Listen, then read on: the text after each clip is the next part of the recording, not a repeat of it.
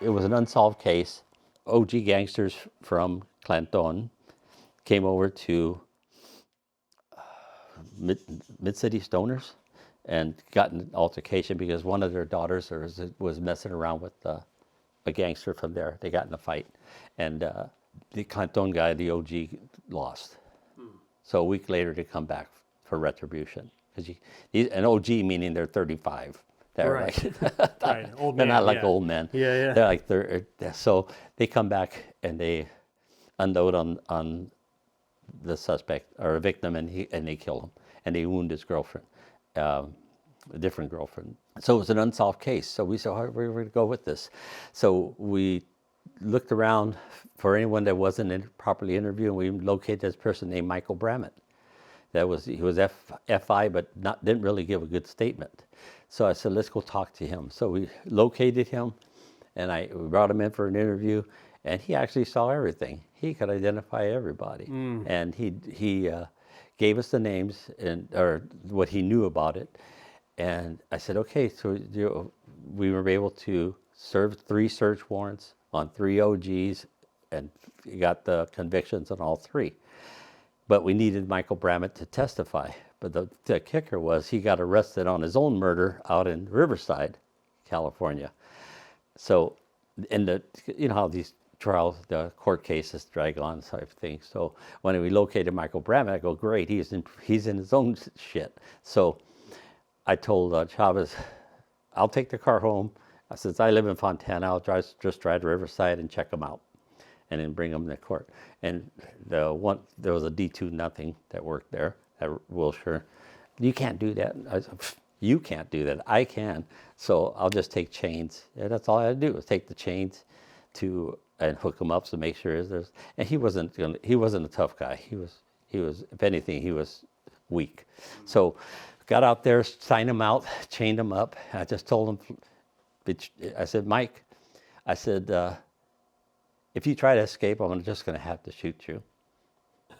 And he's like, I won't give you any problems, Officer or Detective Balderrama. I said, okay. So we go to court. I check him and he does his testimony. Everything's clear, conviction. So I got to drive him back. So we're heading back to jail. I says, do you need anything? Are you hungry? And he says, yeah. I says, what do you want to eat? And he says, I could really go for an In-N-Out. And I said, okay. So as we're in Pomona, the freeway, 10 freeway, there's In-N-Out in Euclid, is it? In Ontario? They're everywhere now. Yeah, I don't even know. but back then it was just that one. Right. I said, okay. So I have him sitting on the front passenger. He's buckled in. He's not going anywhere. Right. He's like, can I have one more In-N-Out burger? One more double-double. So we went into In-N-Out, and I get the drive-thru, of course, and I order our food. I said, what do you want? I said, can I have 2 double-doubles and a chocolate shake? And Heck yeah. I go, yeah, you can have it. I said, so I ordered the food. And as they handing the food, they look and they see him that he's like this. I said, it's okay. So, we pulled over in the parking lot, and we sat there and we had our burgers. I said, you need anything else? He said, no, thank you, Balder. I'm a detective. I said, okay. I said, well, listen, when it comes down for your court case, your DA, your attorney has my number. I'll come in and do what I can. That's nice. So drove him back to Riverside. He was happy, had his In-N-Out. He got L-whopped. Oh, jeez. Didn't Nothing matter. he could do. Right. Nothing could do for him, but he got his In-N-Outs. Wow. That was Michael Bramett. I get back to the station the next day, and I tell that story that we stopped at In-N-Out, and you're this D2 nothing, just huffing and puffing. I says, you can't do that. You can't. I can't. Oh, that was a good story. Okay, let's hear this. Yeah, well, I was still working the SPEW unit.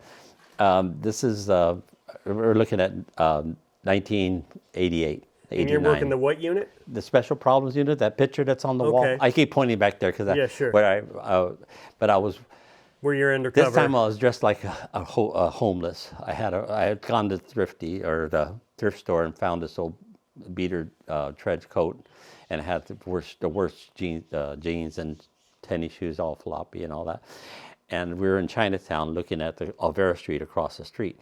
So I went to bought a bag of almond cookies, and I'm sitting on the bus bench right there, and as I'm sitting there, I'm playing the part. I have my radio, but I have a gun, but I also have everything concealed, and I have a water bottle, and I'm sitting there, and eating my cookies, but I'm letting it drop, so and nobody could figure me to be anything other than a hobo. So as I'm sitting there, a car pulls up, stopped, and he looks over like that, and we make eye contact, and I recognize him. He's my high school classmate. He looked at me, and he recognized me. It was one of those. He looked at me, then he looks down, and he drove off, and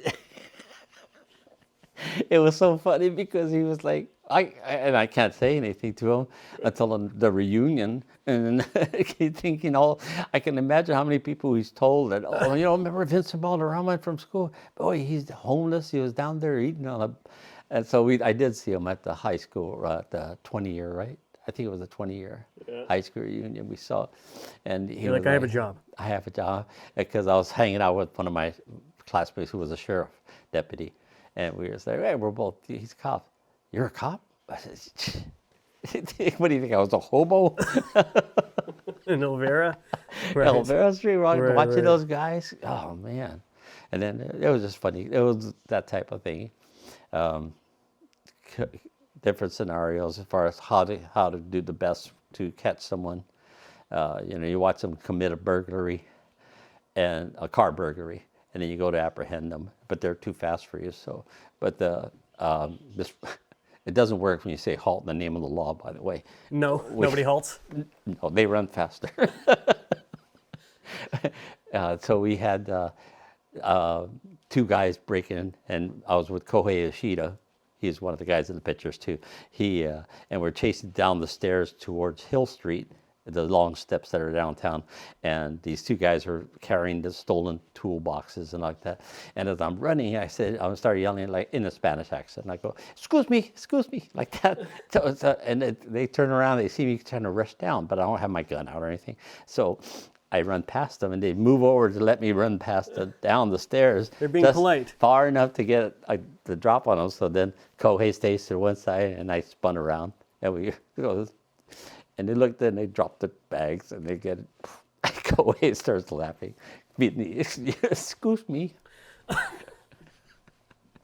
Oh, that was too funny. But my wife knows more funny stories than I do.